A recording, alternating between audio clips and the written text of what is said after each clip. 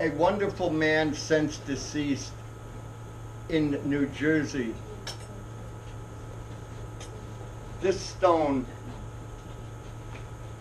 they did some work. I'm going to go back even like 30 years, and they found there was major astronomical orientations and stones that had alignments to solar, lunar, stellar events, and there it stopped.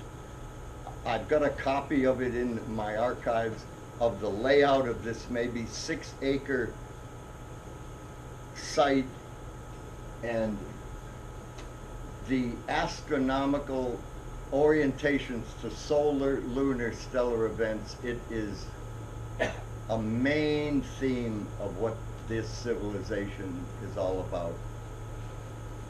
I've said civilization. I'm going to name this find. I believe I have the right to name it, even though there's others who have little snippets and tidbits of it. I'm going to proclaim it as the utopian archaic, because they were so advanced and yet so long ago. That's what I'm going to call it, the utopian archaic. Ed? Typical classic one-prop boulder. There's a little backbone that runs about 400 feet in the Ramapos, and there must be 9 of these on 400 feet. Boom, boom, boom, boom, boom. Like a straight line you could, and just running. A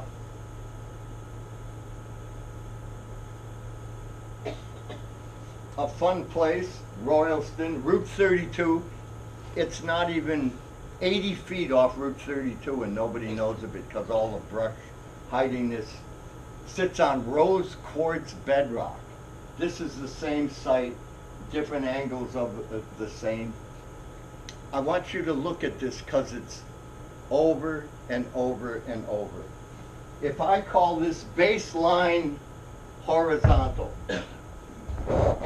this angle is sacred angle. It's in hundreds of different balanced rocks, and I suspect it's something near 30 degrees off baseline horizontal.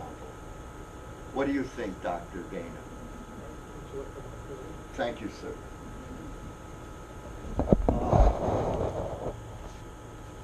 The other way. Jumping on. That's all right.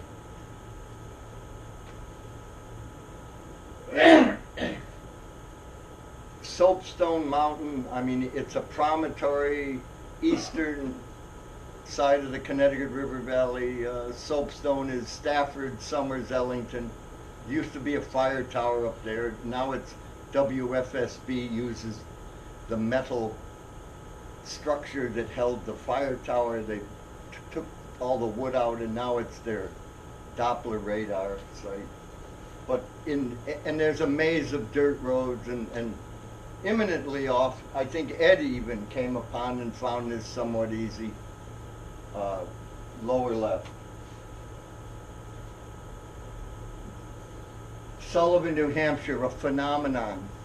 I personally been there about 7 times. It's a 25-minute hike in on this old, degraded, old town road. It's 3 stones under it.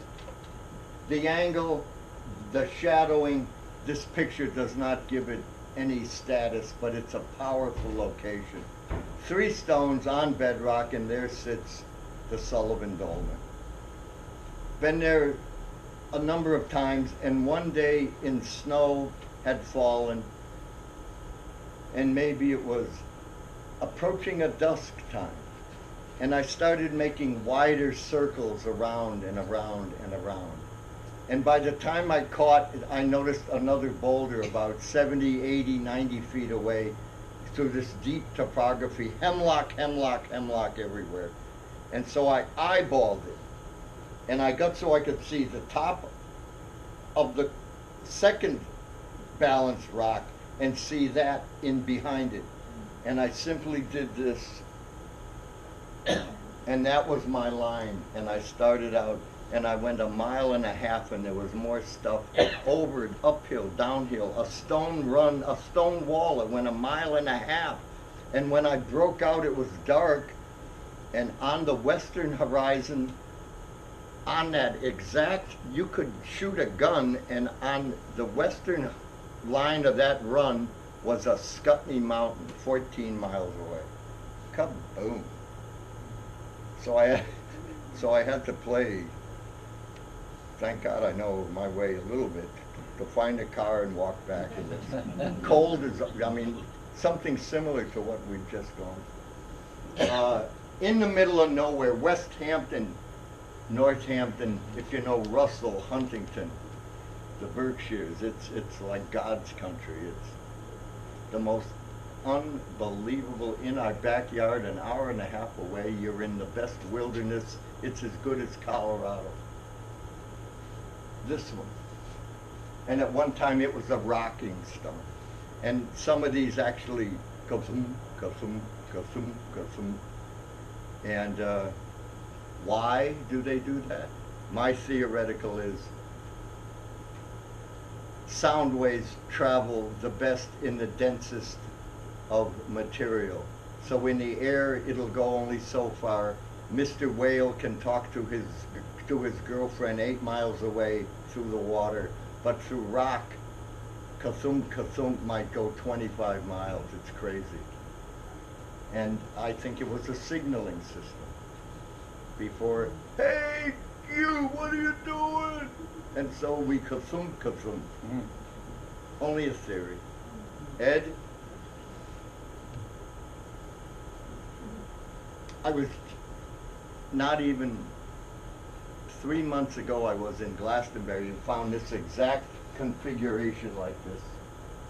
It looks like a grave, as we might think, but it's exact, and that stone is about this high, and the horseshoe of stone goes around. So I've got one in Ashford, which is Yale Forest, that site, and one identical to it in the Mashamasek State Forest of Boston. This, but on the right, that stone is just like this. So it's a lovely little arrowhead.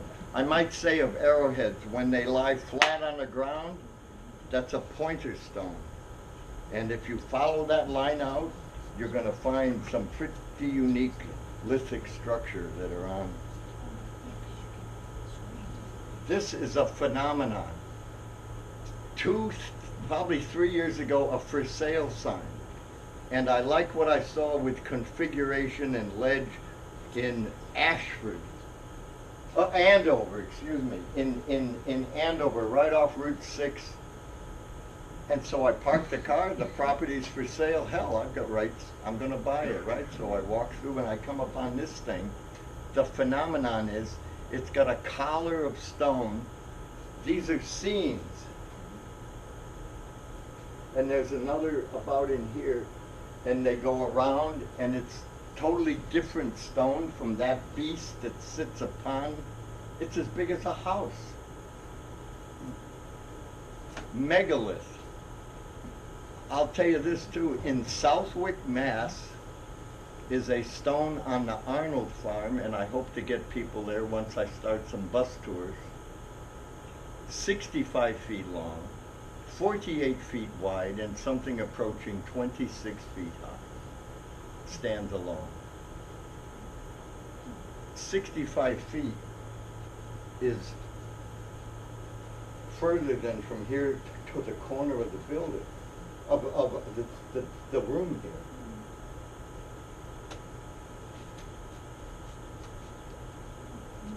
One of the more powerful in Barkhamsted. Can you take it back, Ed? Barkhamsted, Connecticut. This site is just boiling. 4 mounds like this. Can you see it? Yeah. And it's like 30 feet across, like someone drove a stick and ran the string. A perfect circle that raises, and there's 4 of them. I do not touch this. I do not dig. I do not, because I am but the point guard. I'm finding it, and let the big smart guy do the digging and tell me what is and what isn't. I don't want to destroy any evidence. A lot of sites I'm never going to tell anybody about. A lot of sites I will take many to that are like known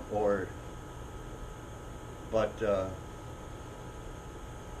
so we have 4 mounds, and this wall, if we follow it out, 400, 500 feet beyond the end of that wall is a mound of stones that's 60 feet high.